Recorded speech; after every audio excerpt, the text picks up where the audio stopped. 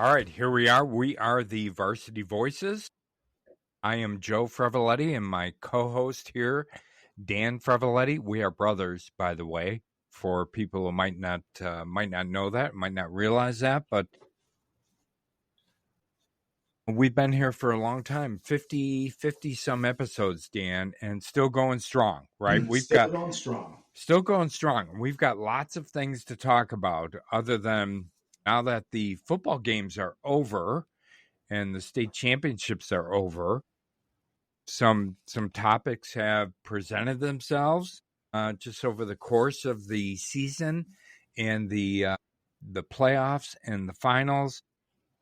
So I don't think we have a lack of things to talk about, Dan, is what I'm saying.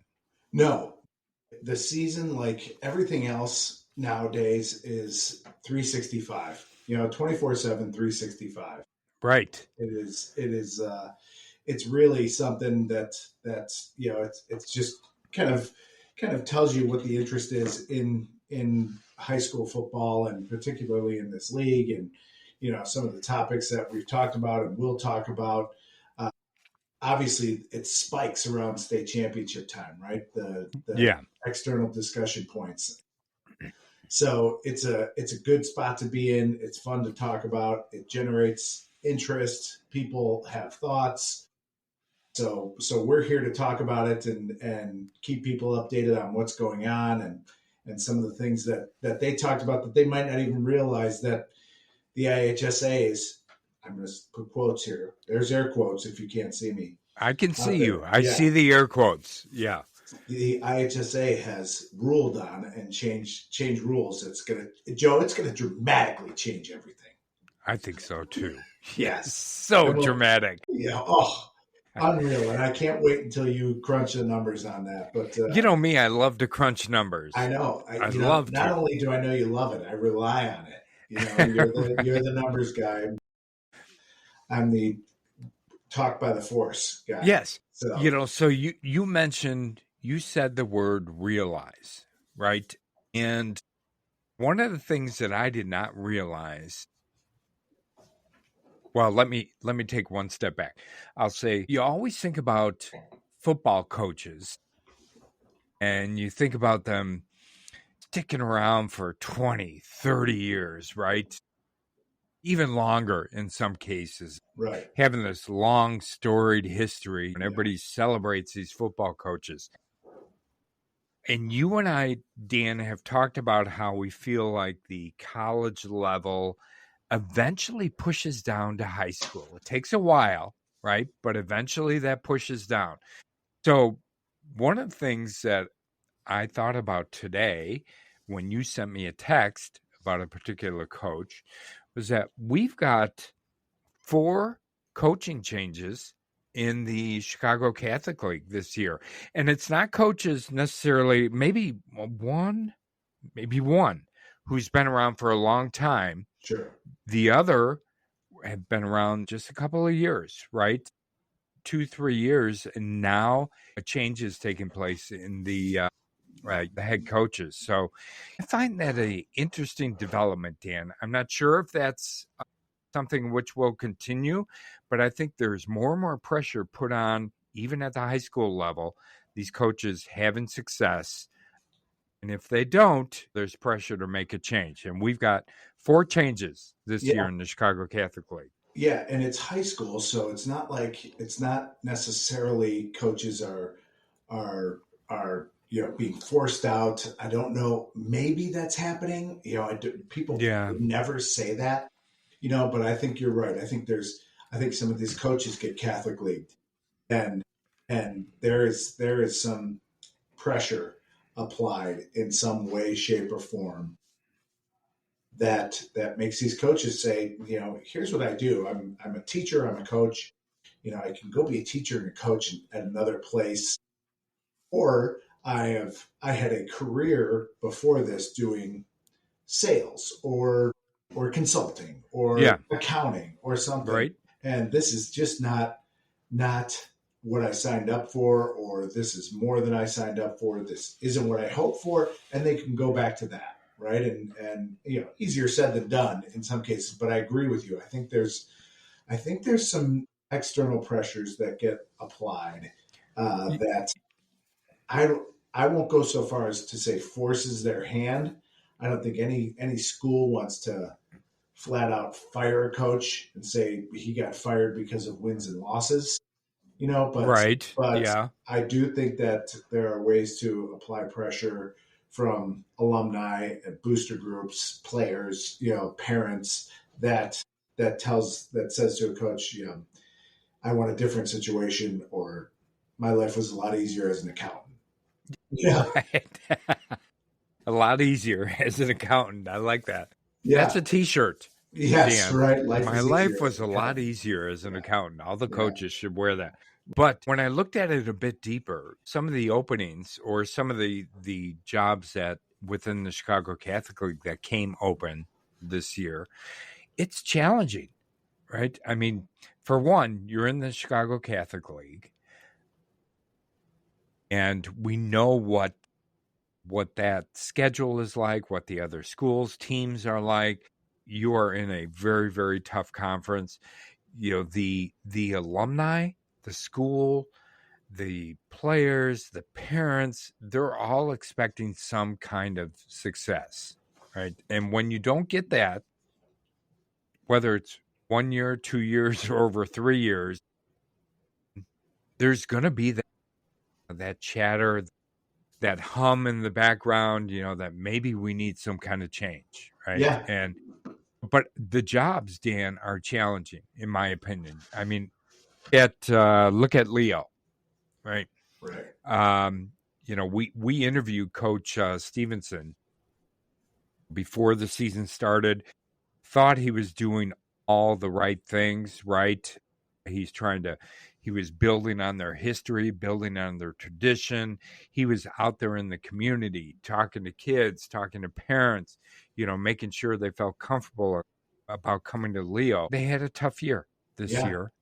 And the next thing you know is he's gone, right? yeah, Whether whether he left on his own or whether the school kind of forced him out, who knows what, yeah. like you We said don't know earlier. the circumstances. We know No. he is at De La Salle now, Right. with Coach Blackman, and that we like you said, when we talked to him, he was awesome. He walked us around, their he walked us around their trophy room, showed us some of their uniforms, some of the things that they were doing, all to draw kids, and I think he did that.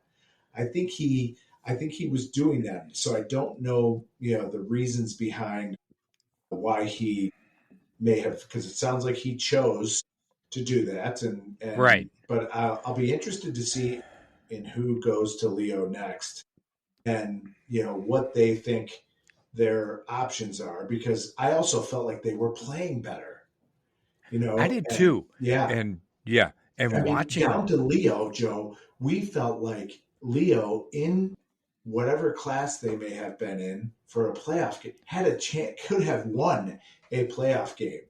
right. I think so too. They got CCL, right? Yeah, Unfortunately. And I'm not sure some of the new coaches coming in realize maybe getting CCL'd 10 years ago is different than getting CCL'd this year, right? Or the last couple years yeah, or future years. or future years. But I find that job intriguing.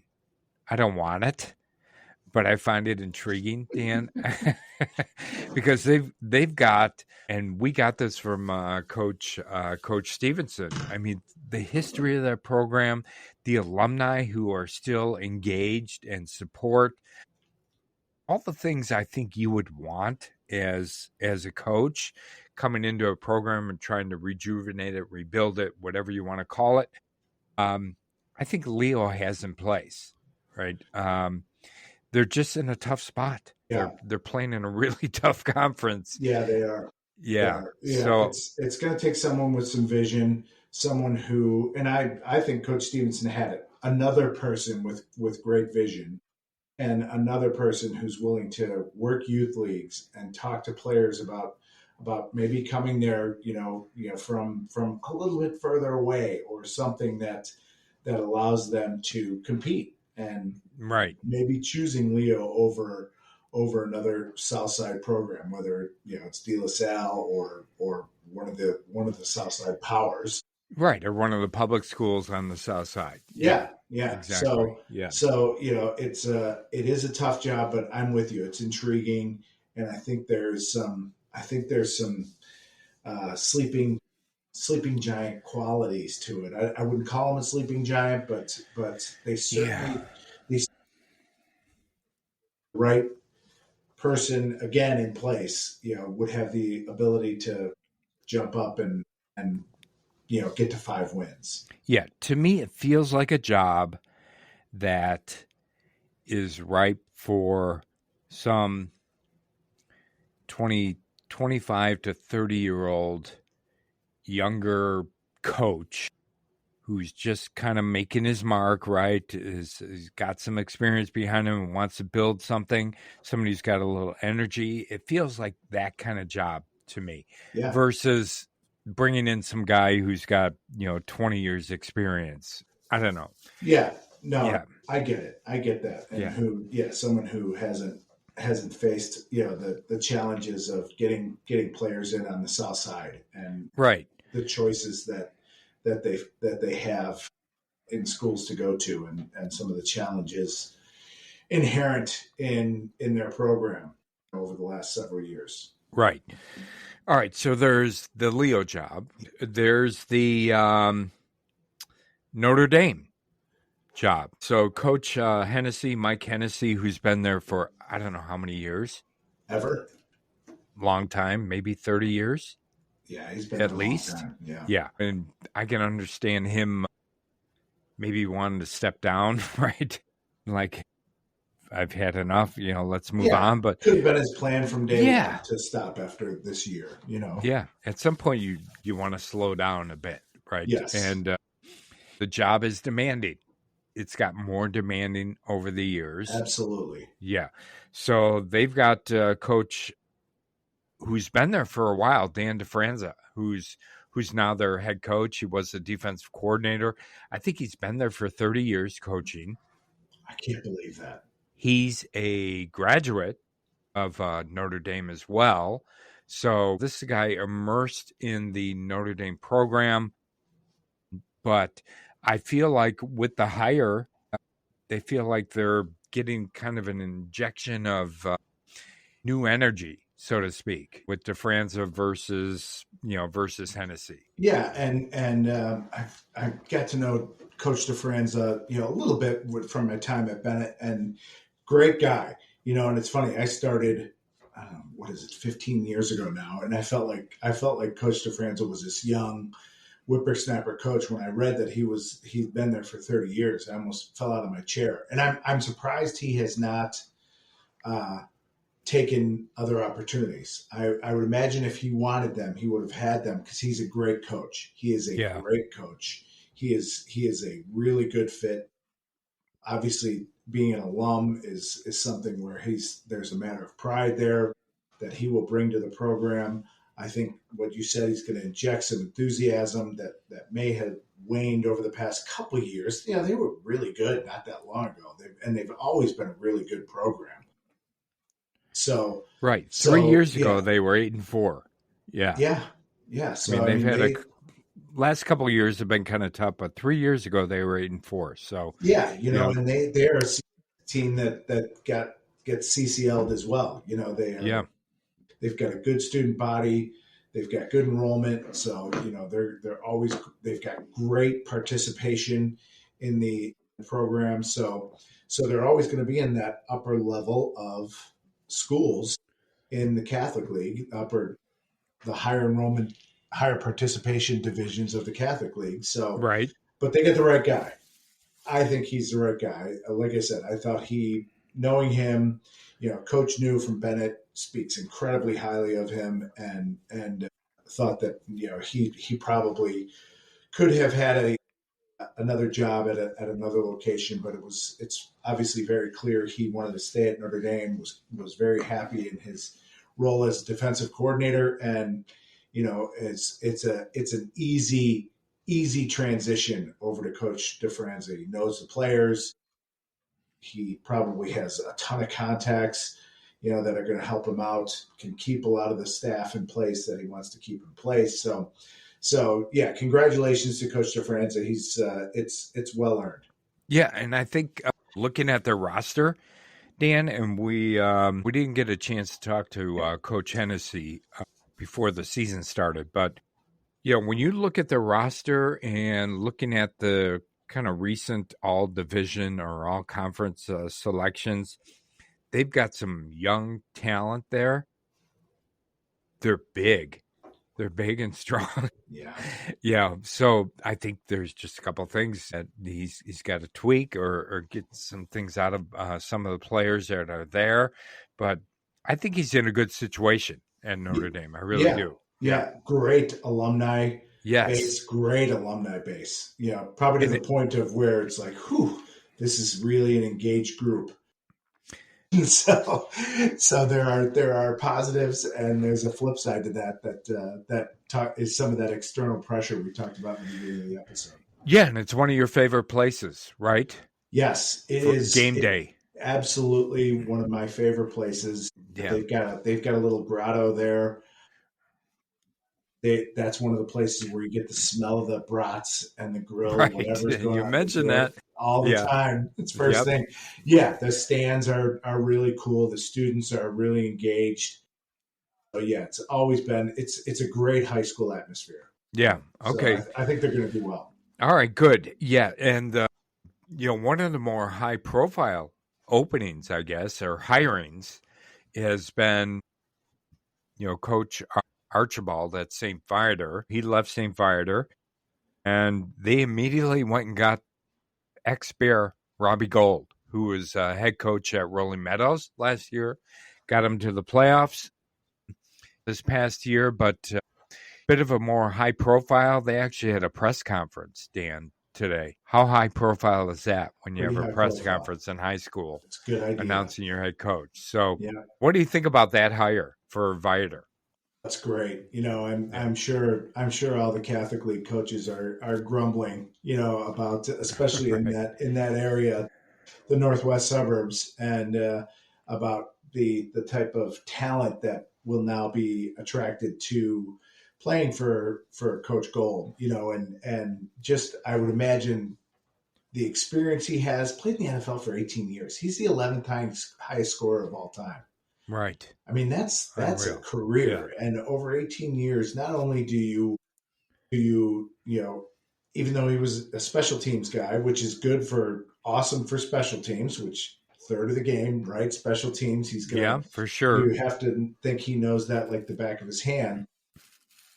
He knows the game and clearly showed that he can coach on the high school level this year at Rolling Meadows. And for the purposes of the Catholic League, the number of players, like I said, that will be intrigued by St. Viator that may not have been yesterday or 2 days ago is going to be significant. So, and I would think the contacts that he has, the playbooks that he has access to, right. And the knowledge that he's gained, he's a really good fit. Seems like a really, really good guy.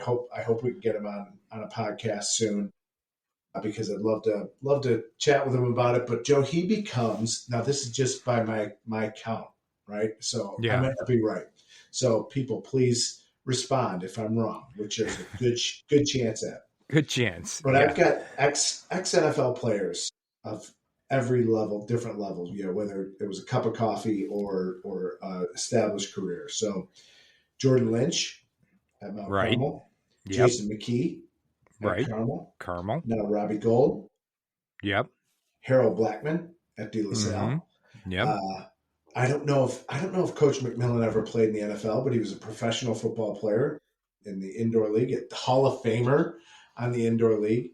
And that's the head coaches that I could think of off the top of my head. Then you've got the assistants, John Holisek, who great careers, that Dan Lefevre at Bennett, drafted by the Bears. Mike Hohensee at Montini. Montini. Played with the Bears and a long career in the indoor arena football league. Matt Bowen at IC. At IC, yeah. Clearly knows what he's talking about at the highest of levels.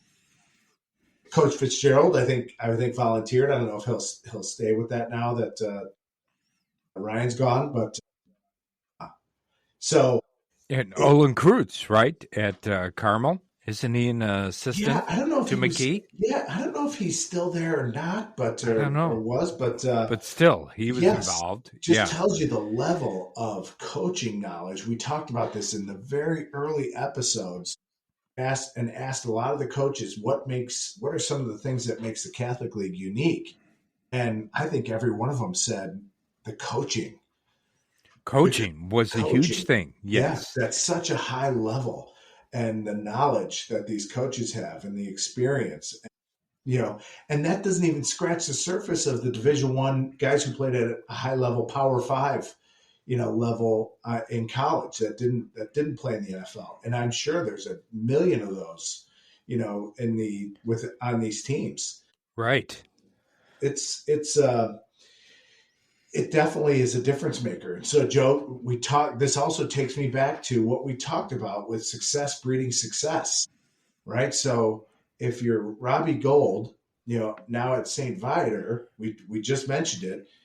If I was a kid who wasn't thinking about St. Viator, but it's close by, or it's I can get to it or whatever, I am now thinking about St. Viator, and that type of thing is one of the reasons that the Catholic League is special and it's unique. And it's that type of thing where you're trying to build some success, do something that creates buzz. This definitely did that. So, I won't be surprised when St. Viator is a high level program in 3 to 5 years. Right. The other thing I was thinking about it, Robbie Gold is not dumb. He he picks a really good area, right? As far as the team is concerned, St. Viator, from a standpoint of, say a private school in the area that kids might want to gravitate towards, or maybe forego going to their public school to go to St. Viator. It's a great area, right? Yeah. I mean, think about where he's at. He's in Arlington Heights. Think about what's around it. I mean, even Rolling Meadows, where he was at, right? You've got Right. Rolling Meadows. You've got Buffalo Grove. You've got Palatine. You've got Barrington. You've got all these areas that are not that far away from St. Viator. That because of his profile, he will probably attract some really good kids who want to come there and play for him. I mean, I think the closest Catholic League school would be Carmel, which is up in Mundelein, which is a ways up there, right? Yeah, there's Joe. I've got a map out. Yeah. All right, Mr. Geography, let me hear it. So, viewing the map, St. Viator is actually closer to Loyola. Is it really? Notre Dame from the eyeball. This is this is eyeballing the map, but so Notre Dame close. Niles, Yeah. Loyola Wilmette. Yeah. That kind of surprises me. So they're closer to Loyola than they would be to Carmel, which is Mundelein, right? Yes. That being said, I think it's a different profile, right? Of just geographically profiled. If I'm in Palatine, and I want to play for a good program, yeah, Loyola is great, but man, I'm driving right by St. Viator to get there. And, right. And I'm going from what is a clearly suburban school to what's closer to the city. The same with Notre Dame. And, so I just think geographically, yes, I think probably the closest competitor, so to speak, for kids in Lake Zurich, Vernon Hills, Buffalo Grove, like you mentioned, Wheeling. I think probably Carmel and St. Viator would be competing for those kids, and probably do in the entire student body. Yeah. I mean, where I live, which is just, smack dab close to Palatine, close to Barrington. And my daughter went to a Catholic school in this area, grade school. The school that they were pushing was St. Viator. I Yeah. mean, it wasn't Carmel, even though, some of the kids did end up going to Carmel. But, the push in this area is get your kids to go to St. Viator. I know a lot of them went that way. So, he's got a,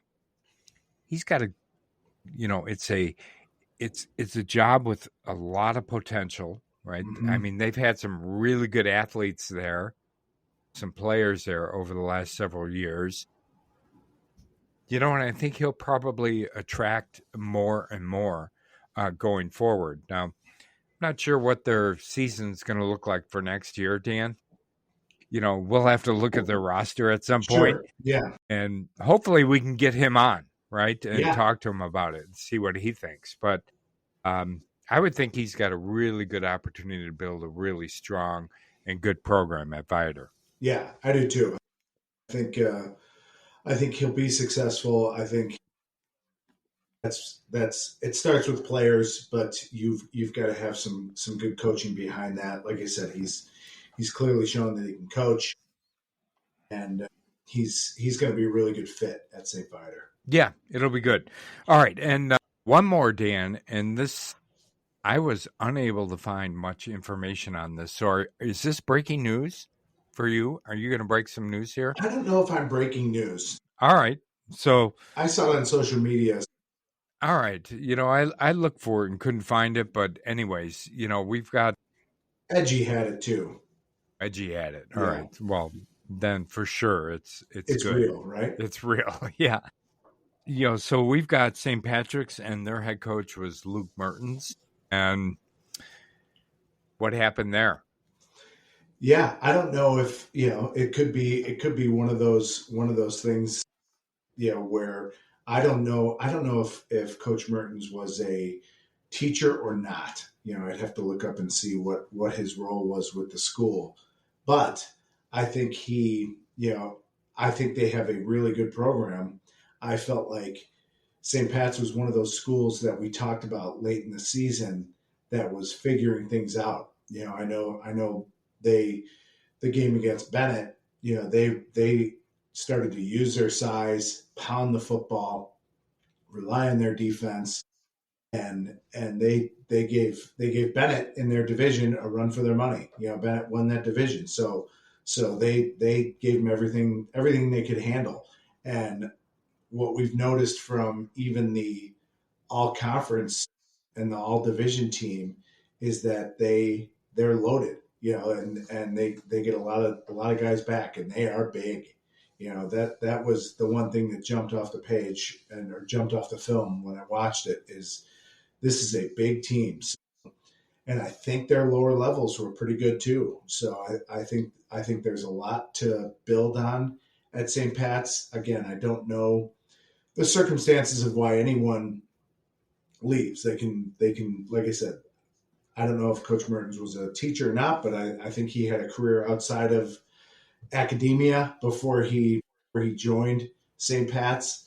So maybe he decided to go back to that. But whoever takes that job, which is just brand new and fresh, it is a good job because I think there is talent in the pipeline, and I think that they should have a really good year.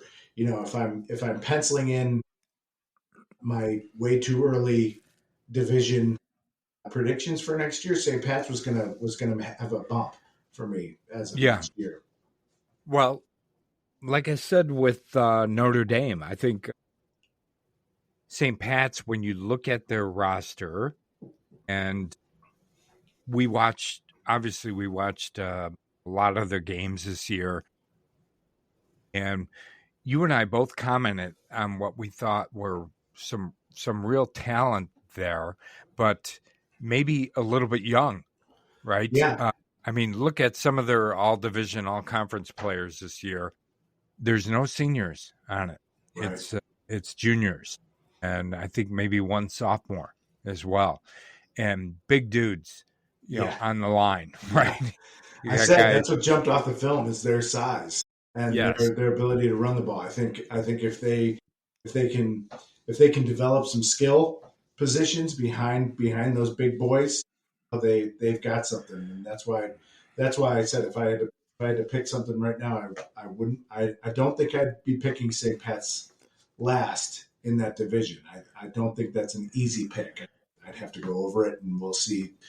We've got a long way until that, but just based on what I saw, I felt like a couple things. Like they were good, they were getting better. Like they were one of those teams that would have wanted the season to go on a little longer. Yeah. But it'll be interesting to see who takes that job because I think Coach Merton said he kind of was called by his buddy the AD who was a classmate, and so there was a strong relationship there. But so that'll just make it interesting to see who takes that job moving forward. It will. I think it's a good job. I think where they're at, you've got a fair amount of competition as Let far me as look at the for. map. Yeah, please look at the map and let me know. But I think they've got a fair amount of competition for, with some of the other schools, within the CCL for players. So, in my opinion, it's got to be somebody who's got a little bit of gravitas, right? And can get out there in the community and talk to some of these players and talk to some of the parents and make sure, you get kids lined up to come to St. Pat's versus maybe going to one of the other, competitor schools that's within how many miles? 10 miles? Yeah, 15 yeah. Notre miles? Dame. I mean, Notre Dame is essentially down the street. Right. Yeah. So, it's a good job, not an easy one, but for the right person, they can do really well there. Because I agree with you. I kind of like the talent they have on the roster right now that's coming back, and you build on that, and do some other things coming in there. You never know what you can build there at St. Pat's. Yeah, yeah. And like I said, it'll be interesting to follow those two schools, George, just 8 miles apart. 8 miles, damn. All right. Well, it's too far for me. Yes, me too. Right. That'd be Although about. I would pass the Rivers Casino on my way there. That's true. Yeah. Coach Frevaletti will be here, but he's going to be a little late. He's out of here. He's on a run at the craps table. Yeah. Right. All right. So those are, as far as I know, that those are all the jobs that are open so As far. of today, I think As of you'll today. probably see another 6 weeks of movement like this. Do you? You I think there'll be do. more? I do. I wouldn't be surprised. I don't know that there'll be more. If If you had to press me on the ones that might have changed, I may have come up with a couple of these. okay. But that being said, I won't be surprised if there's more. All right. Well, we'll I'm not talk about it. predicting more, but You won't yeah, be surprised. but I All won't right. be surprised. I'll be surprised. You Yeah. won't, and that'll make for a good episode, Dan. Yeah, and you always have the late one too. One that's like, holy cow, this happened June 1st. He's got to come in and start practice right away, Mm-hmm. which is a really tough situation to be with, and that won't surprise me either if there's some of those. All right. Okay, so we covered some of the coaching changes, that are going to take place or have taken place already. One of the other things, and we started touching on this last week, Dan, in our episode, was the whole public versus private, and what were, well, all the chatter about that for one. Hey, the And IHSA acted, Joe. they did, listened and they acted and they acted in a big way, Dan. Don't you think? big. What did they do? Changed the classification system for the playoffs so Right. that rather, and I don't know if I said this in an episode. If I didn't, I'm angry because I thought of it, Yeah. and it could have been in our text chatter between episodes that they used to define or change enrollment and change classes on a two year schedule. Right. So your enrollment was set for 2 years when you were classified, right? Yeah. So what they did, and I thought to myself, in today's day and age, it can't be that hard to get enrollment, in August. Yeah, this is how many we're going to have, give or take 5 or 10. And I Correct. guess maybe Yeah. that matters when you get down to the nitty gritty of the classes, but I felt like that is something that could be updated on a yearly basis, and I'm going to call it the Varsity Voices effect. Yeah. So I if like I that. if I didn't say it, I willed it into existence. That is something that they should change on a yearly basis. That seemed to be a huge factor, Joe, for the public-private debate this year, and what schools would have been where. And I can't imagine, Joe. It's got to be dozens and dozens of schools that were affected by this. But I'm not the numbers guy. You are the numbers I guy. am the numbers guy. Tell me, Joe, how many dozens of schools are going to be changing classifications based on this rule change? Do you want do you want to hear how many would have been affected this this past year, Dan? Yeah, and what is the perspective you're speaking from? So you are looking at it strictly from a playoff perspective, I'm looking at it from a playoff perspective and then a state championship perspective, which everybody's talking about. right? Even the articles that have come out regarding the latest IHSA change, are talking about, IHSA heard everybody, what their complaints were, what their comments were, what their input was, and this was their decision that they were going to go from a 2-year to a 1-year classification, process versus what they've done over the past, I think it's been maybe 8 years, 10 years. And you know how many schools would have been affected by this, Dan? Dozens. State champs? One. No, Just one. get out of here. From what I can tell. Yes. And I looked at the numbers, Dan. I looked at all the state champs. I looked at the state championship games and the enrollment for the different schools that were in the state championship games. And all I could come up with was one school, and that's DePaul Prep. They're the only ones. So this big announcement, this big rule change, it affects or is going to matter for one school in the state of Illinois. Yeah, would have mattered. Yes, would have mattered. Yeah. I looked at, we're Chicago Catholic League, right? So, I looked at Mount Carmel. I looked at Montini. I looked at Nazareth. I looked at Joliet Catholic. Looked at Loyola. You know what? And I even, the other school that people were complaining about was who? Belleville Althoff Catholic? Yeah. So the one outlier in all of those schools is DePaul Prep. And you and I know why that's the case. Yes. Right? Yes. I mean, it was Gordon Tech. It's now DePaul Prep. They're a new campus, building stuff. They're growing. They're trying to get kids, more and more kids every year. So they are in a heavy growth mode, and they are. I mean, if you look at DePaul Prep back in the 2018-2019, they had 439 enrollment. In 2021-2022, they have 518. 2023-2024, they jumped to 833, right? And now they're at 1287. So, yes, they have grown tremendously.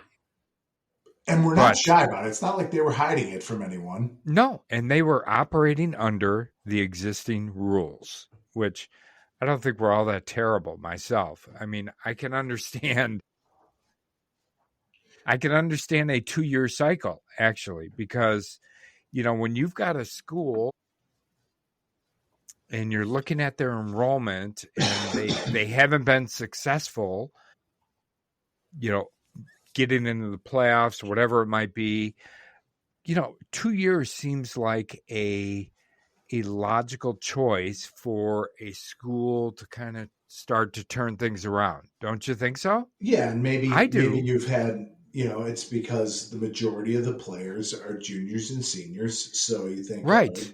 as there's steady growth that happens, Joe, I've got to ask, you probably had I'm guessing a huge roster turnover between DePaul Prep's 2023 season and 2024. So there had to be an influx Oh, of 10, semi 12, pros, like right? top New guys. players. Yeah. Yes. Yeah. Yeah, for sure. And you know what I looked at, Dan? Their roster had from last year to this year really had no changes. No way. Right. Not much in the way of roster I changes know. for DePaul Prep.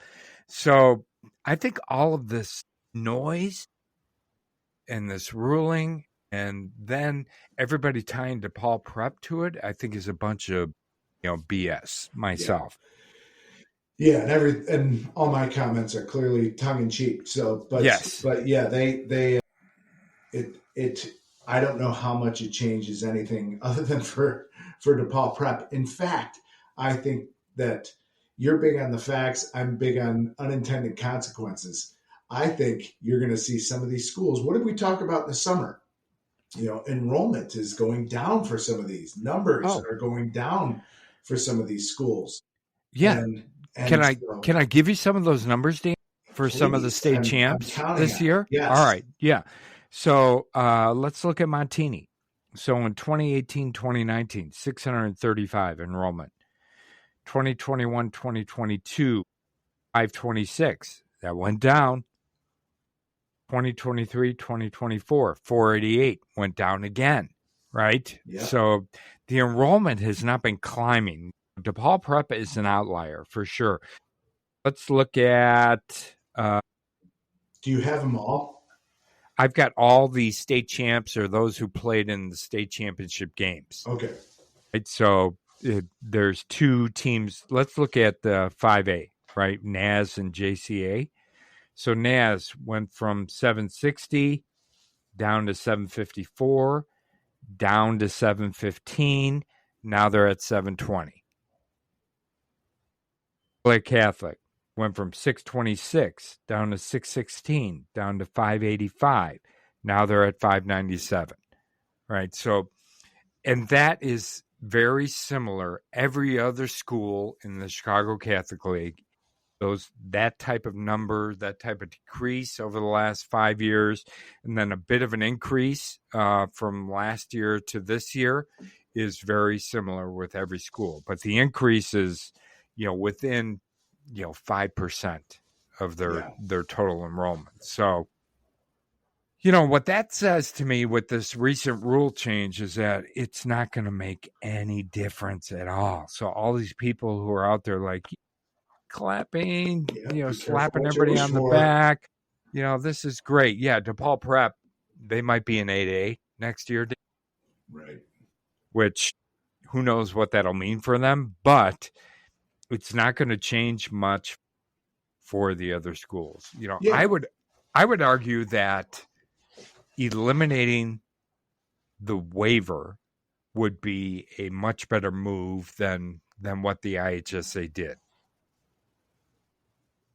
If you want to level the playing field. Yeah. I want the Champions League. I like the Champions League too. Because then you take out we talked about it, in our last episode. You take out, I think, 8. You would have taken out 8 of the 16 teams that were in the state championships, right? Yeah. Or the semifinals. Semifinals are state championships. So that would have for sure mixed things up big. Yeah, because you wouldn't have had Loyola or Lincoln Way East and maybe York. York may have been number 8. No, I think they were number 10. Oh, were they? Okay. Yeah, So but they were close. Wouldn't have either of those two in the semifinals, finals. For 8A, right. Yeah. For 7A, you wouldn't have had Mount Carmel. Right. 6A, you wouldn't have East St. Louis. You wouldn't have had East St. Louis. 5A, you still would have had Joliet Catholic, but not Naz. Naz would have been in the top 8. Right. I think Joliet Catholic was in the top 8. Really? Yes. Hold on. Let me get my legal pad out. Okay. Take your time. It's good podcasting. Yeah, Joliet Catholic in the Max Preps rankings was 6, Dan. Yeah, okay. So you would have taken Naz and Joliet Catholic out of that. Marist wouldn't have been in it, although they didn't. What, they made it to the semis or quarters? And then quarters. Downers Grove North was number 8. So if you're only going to go down to 8, you take out in 5A, you take out both teams that were in the final. Right? Yeah. And like I said, as long as you do big trophy for trophy case at the end of the regular season for those teams that make it, and make a big to-do about it, so people understand that that's an accomplishment in and of itself, then yeah, well, you've got something. Look at what college is doing with the football playoffs. Yes. Right? So you've got 12 teams who have made the playoffs, right? And then everybody else is playing bowl games. Yeah, this is great. We're playing bowl games, but you make the playoffs, and that's a big deal. Yeah. Right? The bowl games kind of, I think they had lost some of their significance, except for those fan bases, over recent years. The pick your manufacturer tire bowl, didn't have much meaning for anybody but the two teams, getting new tires on their cars. Right. As part of their every gifts. Player gets a new set of tires. New tires. Yep. Yes. Yeah. All right.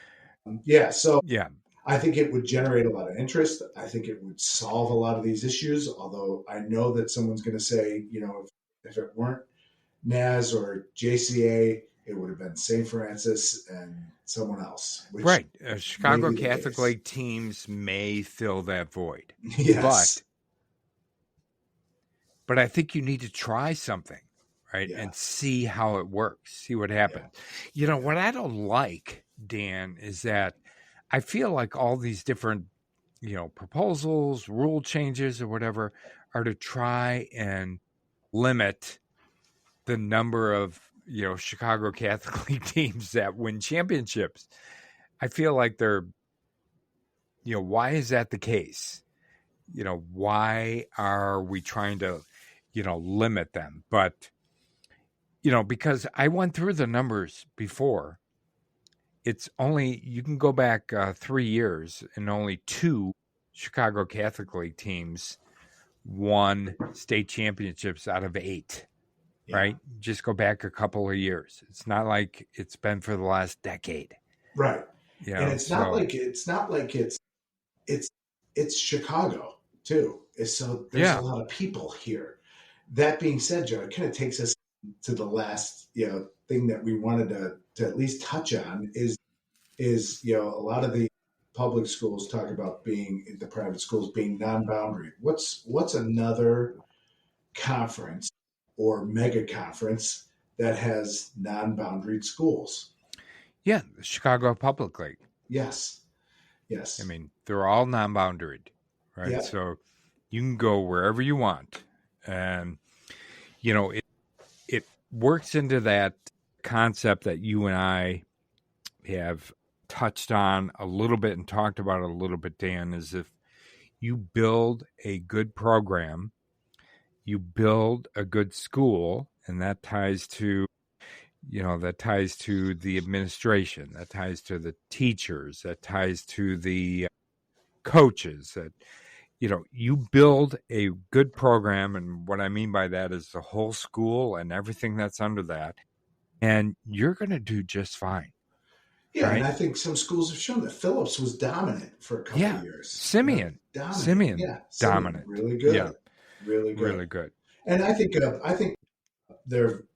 we touched on this in a previous episode. A public school coach came out and said, we've got to be, maybe it was Morgan Park, whoever was in the prep bowl, but we've got to be more competitive. We've got to find a way to play a tougher schedule, get these kids exposed to some of the Catholic League and suburban schools so that we can understand where we need to be from starting in the off season to build it so we're competitive, because someone figures it out that that they're non-boundaried and they can get anybody within Chicago, they've got something.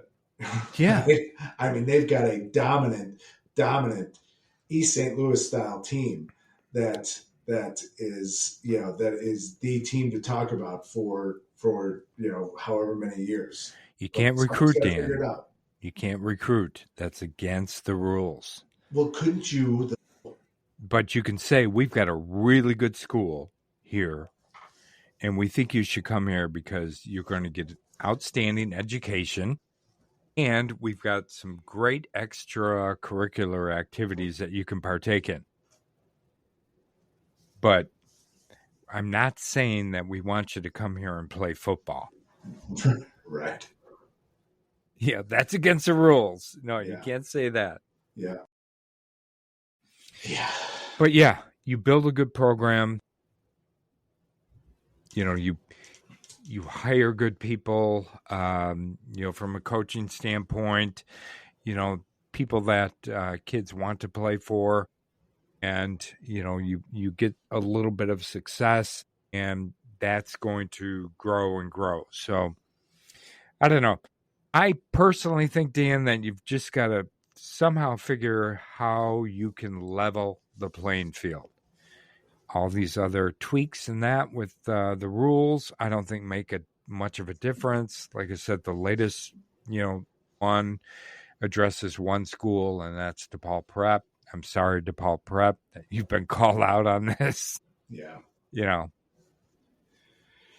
I think, Joe, my varsity voices effect prediction for tonight is that that's the first is the phrase shoe to drop. Yeah. I think there's going to be more. I think there'll be more. So, yeah. That happened so fast that I think they said, let's get this out there right away. And it has quelled and muted some of that discussion out there. Yeah. Now maybe moving on to basketball and winter sports, takes care of that as well. But it probably does. Yeah. But I think, where the public league kicks butt, I think they announced it so fast because it's the first of maybe more than one thing to happen. That's my prediction. Yeah, I'd be interested to see what's going to drop with the next shoe, because this first shoe dropping was like, poof, nothing. To me, anyways. Yeah, but other people may be like, yay, good job. You guys did great. It had the desired effect. I think it had a desired effect of we'll quiet 70% of this chatter by this school. Let's stick it to one school and let's promote it that way out of 785 schools out there in the state of Illinois. Yeah. It affects one. Yep. Yeah. Anyways. Okay. Oh, I'm sure we're going to talk about this more, Dan. Not tonight, but right on a future episode, right? Yeah. Stuff will happen. Yeah. Stuff will happen and we'll talk about it. But anything else you want to cover real quick? Or do you think we got it? Yeah, we figured it out, so we've got it nailed. Yeah. Yeah. And I will say we want feedback. We may be oversimplifying things. We may be not thinking of things that other people have. I know I've brought up some of our ideas to some of the peanut gallery that's close to me, and they've shot them down instantly. So I certainly leave room for that. Yeah. In this discussion, but it's interesting, and for tonight, I think we've done a good job, and it'll be interesting to follow the coaching hires as they happen. Yeah. And for Varsity Voices to get those guys on an episode. Yeah, we will. We'll work on that, and we'll promise that to our listeners, Dan, that just like we did last year, we'll get the coaches on. Who knows? Maybe before even the summer, maybe somewhere. Some of the new hires. Let's get on. Some new we'll hires. Get on right away. Yeah, we'll do that. We'll effort and do that. But as always, we appreciate everybody listening. Make sure you like, subscribe, and follow us wherever you're listening at. And like Dan said, we would love to get some comments regarding some of our comments, and we'd love to hear any questions you might have too, or something that you might want to hear us address in a future episode. So don't be shy. Feel free to leave a comment and let us know how you feel or any questions you might have. But as always, we appreciate you listening, and we will talk with you soon.